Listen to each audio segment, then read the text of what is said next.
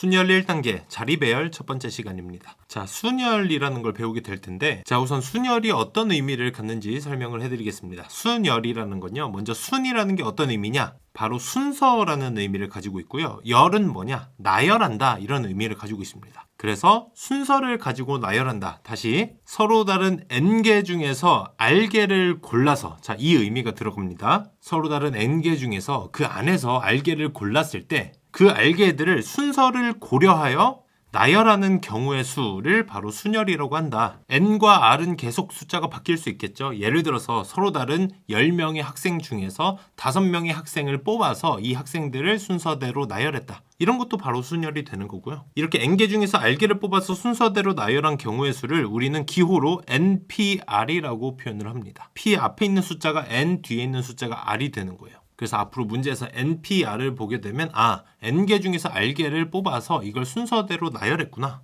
그 경우의 수를 말하는 거구나. 이렇게 생각하시면 됩니다. 자, 그럼 이 npr은 어떻게 계산하냐? 예를 들어서 우리가 1부터 n까지 숫자가 적힌 공이 이렇게 총 n개가 있다고 가정을 해볼게요. 자, 그럼 이 n개 공 중에서 r개의 공을 뽑아서 r개의 자리로 배열을 하는 겁니다. 일렬로. 그럼 일렬로 배열하기 때문에 상대적인 어떤 순서가 생기겠죠. 그래서 아까 말씀드린 것처럼 순서를 고려하여 나열하는 경우의 수가 되는 겁니다. 자, 그럼 이 경우의 수를 어떻게 구할 거냐? 자, 가장 왼쪽에 있는 이 자리, 여기에 올 수 있는 공부터 한번 골라보는 거예요. 공 중에서 저기에 올 수 있는 공은 몇 개예요? 총 n가지의 선택지가 있을 거 아니에요? 그렇죠. 공이 n개니까. 자, 그러면 여기에 예를 들어서 4라는 공이 들어왔다고 한번 가정을 해보겠습니다. 이 상황에서 그 다음 자리, 이 바로 오른쪽 자리에 올 수 있는 공은 몇 개입니까? 총 n개 공에서 일단 4라는 공이 자리를 하나 잡았죠. 그럼 공이 몇 개 남았어요? n-1개 남았잖아요. 그래서 이 둘을 곱해주는 겁니다. n 곱하기 n-1. 왜냐면 이게 잇따라서 일어난다, 함께 일어난다, 이렇게 생각하시는 거예요. 얼마 전에 곱의 법칙에 대해서 배웠었죠. 자, 그래서 이 자리에는 숫자 2가 적힌 공이 들어왔다고 가정을 해보겠습니다. 자, 그럼 그 다음에는 공이 n-2개 남았으니까 n-2를 곱해주면 되겠죠. 그리고 여기 선택된 공은 7이라고 한번 가정을 해보고, 그 다음엔 n-3개 중에 하나를 골라서 1이 적힌 공이 들어왔다고 한번 가정하겠습니다. 이런 식으로 쭉 곱해지다가 마지막에 R번째 자리에 8이 적힌 공이 들어왔다고 했을 때 저기 마지막에 곱해질 수가 뭐냐는 거예요. 자, 이건 어떻게 계산할 거냐? 총 이게 R번 곱해진 거죠. n부터 시작해서 n-1, n-2 이렇게 1씩 깎으면서 내려가잖아요. 그럼 R번째는 뭐가 나오냐? n-r에다가 플러스 1을 해주겠죠. 두 번째 자리에 마이너스 1, 세 번째 자리에 마이너스 2니까 R번째 자리에는 마이너스 R 플러스 1, 이게 뒤에 붙을 거 아니에요. 그렇죠. 그래서 이게 결국 다 곱해놓고 나면 npr이 된다. 자, 여기까지 필기하시고요.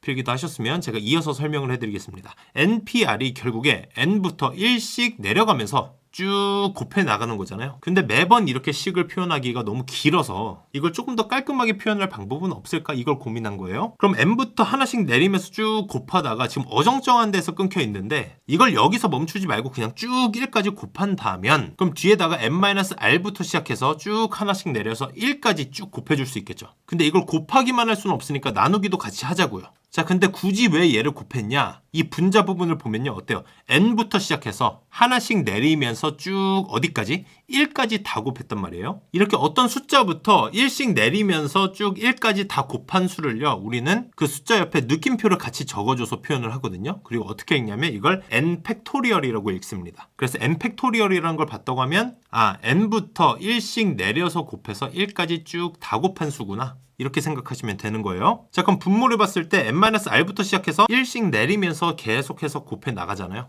어디까지? 1까지. 그럼 얘도 팩토리얼이죠. 그래서 npr을 이렇게 조금 더 깔끔하게 표현할 수도 있다. n-r 팩토리얼 분의 n 팩토리얼. 자, 근데 이건 npr을 조금 깔끔하게 표현했을 뿐인 거고요. 실제로는 npr을 계산할 때는 이렇게 순차적으로 곱해 나가는 게 좀 더 빠를 때가 많거든요. 그럼 이건 어떻게 생각하는 게 좋아요? n부터 시작해서 하나씩 내리면서 총 몇 개를 곱한다? r개를 곱한다. 이해되셨죠? 예를 들어서 10시 3이다 하면 10부터 시작해서 하나씩 내리면서 3번 곱한다. 그럼 19, 8 이렇게 곱하면 되겠죠. 이렇게 곱해서 직접 계산하는 방법의 수를 먼저 익혀두셔야 됩니다. 자, 여기까지도 필기하고 암기를 꼭 해두세요. 자, 필기도 하셨으면 예제 문제 풀어보겠습니다. 등식 np5는 12np3을 만족시키는 자연수 n. 이걸 이용해서 npn-3을 구하라고 했으니까요. n만 구해주면 되겠죠. 자, 그럼 우리가 방금 전에 배웠던 npr 공식을 이용해서 풀어보겠습니다. 좌변에 있는 np5부터 먼저 구해보면요. 어떻게 하라고 했어요? 분자에는 그냥 n 팩토리얼, 분모에는 n이랑 5를 빼주는 거예요. n-5 팩토리얼이 되겠죠? 자, 이렇게 적어주셔도 되고요. 어차피 실질적으로는 어떻게 계산한다? n부터 출발해서 총 몇 번 곱한다? 5번 곱한다. 그래서 n부터 1씩 내리면서 n-4까지 곱해주면 총 5개가 될 거 아니에요. 이런 식으로 계산하는 겁니다. 간단하죠? 자, 그 우변은 12, np3이니까 np3은 뭐예요? n부터 시작해서 하나씩 내리면서 3번 곱한다. 그럼 n, n-1, n-2 이렇게 3개가 되겠죠. 이렇게 적어놓고 보니까 양변에 이 부분이 겹치잖아요. 얘는 다 나눠주고 n-3 곱하기 n-4가 12다. 그럼 좌변을 전개해서 양변에 12를 지워주고 나니까요. n으로 묶었을 때 n 곱하기 n-7이 0이다. 그래서 n은 7이거나 0인데 자연수라고 했기 때문에 n은 7이 되겠죠. 이렇게 구한 7을 저기다가 대입만 해주시면 되는 겁니다. 그럼 7p4가 되겠죠. 이걸 실제로 계산할 때도 팩토리얼로 접근하기보다 그냥 이렇게 계산해 주시면 되는 거예요. 7부터 4개, 7, 6, 5, 4. 그래서 얘네 다 곱하면 정답은 840이 됩니다.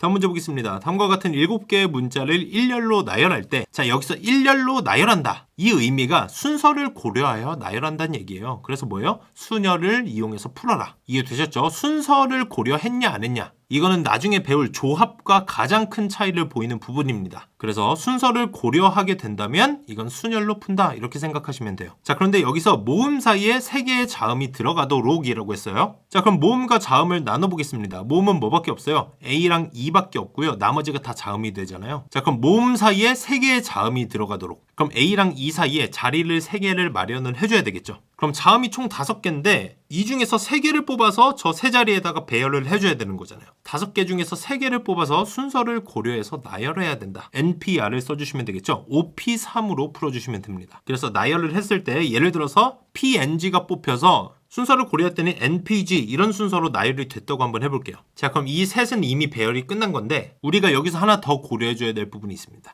A랑 E 얘네끼리는 뭐가 왼쪽이고 뭐가 오른쪽에 있어야 된다 이런 조건은 없었잖아요. 그냥 A랑 E 사이에 자음 3개만 들어가면 되기 때문에 A랑 E가 순서가 바뀔 수도 있겠죠. 얘네들의 위치가 바뀔 수도 있다는 겁니다. 그럼 그럴 수 있는 경우의 수 몇 개예요? 총 2가지죠. 그러니까 E도 따로 곱해줘야 된다. 이해되셨죠? 자, 이런 상황에서 아직 배열이 안 된 게 뭐예요? S랑 L이 남았잖아요. 자음 2개가 남았는데 얘네까지 고려해서 다 배열을 해줘야 되기 때문에 일단 앞에 있는 5개 얘네는 이미 배열이 끝났다고 보시는 거예요. 여기 안에서의 서로 상대적인 위치까지 이미 고려가 다 끝났기 때문에 얘네는 하나로 묶어서 한 덩어리로 보시는 겁니다. 그냥 하나의 문자로 본다. 그럼 이 덩어리랑 SL 총 3개라고 생각하시고 3개 중에서 3개를 순서대로 나열한다. 그럼 뭐예요? 결국에 3P3이다. 자, 3P3은 어떻게 계산합니까? 3부터 출발해서 3개를 곱한다. 3, 2, 1 이렇게 곱하게 되겠죠. 그럼 결국 뭐예요? 3부터 1까지 곱한 거니까 그냥 3팩토리얼이다. 그래서 방금 보신 것처럼 NPN이다. 이런 모양은 그냥 n팩토리얼이구나 이렇게 바로 바꾸셔도 돼요. 그리고 그냥 n개가 있는데 얘네를 그냥 순서대로 나열해라 라고 하면 그냥 그것도 바로 n팩토리얼이다. 이렇게 생각하시면 되겠죠. 여기서는 3개를 그냥 순서대로 나열하면 되니까 그냥 바로 3팩토리얼 생각하시면 됩니다. 자, 그럼 다시 한번 정리해 볼게요. 이 2개의 모음 사이에 자리 3개를 마련해 두고 자음 5개 중에서 3개를 뽑아서 순서를 고려해서 나열한다. 그래서 5P3으로 지금 나열이 된 겁니다. 근데 여기서 그칠 게 아니라 양옆에 있는 모음도 얘네 둘이 자리를 바꿀 수 있기 때문에 2를 곱해줘야 된다. 그렇게 되면 얘네 5개의 배열은 다 끝난 거예요. 이걸 하나로 그냥 묶어서 고정을 해버리는 겁니다. 한 개로 보는 거예요, 이제는. 이 상황에서 나머지 S랑 L까지 묶어서 총 3개의 문자를 배열한다라고 생각하면 되고 이거는 경우의 수가 3팩토리얼. 그래서 5P3이랑 2랑 3팩토리얼을 곱해주시면 되는 겁니다. 5P3은 5부터 3개니까 5, 4, 3. 3팩토리얼은 3부터 1까지 쭉 곱하는 거니까 3, 2, 1. 얘네 다 곱하면 정답은 720이 되겠죠? 다음 문제 보겠습니다. 1학년 3명, 2학년 5명. 얘네를 일렬로 세우기 때문에 총 8자리가 필요하겠죠? 그리고 일렬로 세우기 때문에 순서가 고려되어 있는 거다. 그래서 순열을 이용할 거다. 이렇게 생각하시면 됩니다. 자, 근데 양 끝에 2학년 학생이 오도록이라고 했어요. 여기는 1학년이 아니라 2학년만 와야 되기 때문에 자리가 2개가 있는데 2학년 5명이잖아요. 5명 중에서 2명을 뽑아서 배열한다? 결국 5P2로 계산을 해주시면 됩니다. 자, 그래서 여기는 이미 배열이 됐다고 가정을 해볼게요. 2학년 학생 중에서 A라는 학생이랑 B라는 학생이 배열이 됐다. 자, 지금은 A랑 B가 위치가 바뀌는 것까지 이미 계산이 된 겁니다. 5P2라고 했기 때문에요. A랑 B가 뽑혀서 서로 순서를 고려해서 나열하는 경우의 수를 구한 거기 때문에 얘네 둘이 위치가 바뀌는 것까지 이미 계산이 된 거예요. 5P2 안에는. 자, 그럼 총 8명 중에서 2명은 배열이 끝났습니다. 그리고 양 끝에 2학년이 오는 조건도 다 만족했죠. 그럼 이제 나머지 몇 명이에요? 6명은 그냥 자유롭게 배열을 해주시면 되는 거예요. 저 6자리에. 그래서 나머지 6명을 배열하는 경우의 수 그냥 6팩토리얼을 곱해준다. OP랑 6팩토리얼 어떻게 됩니까? OP는 5부터 2개, 6팩토리얼은 6부터 1까지 쭉 곱한다. 그래서 이걸 다 계산해주면 14,400이 됩니다. 이해되셨죠? 연습 문제 충분히 풀어보세요. 감사합니다.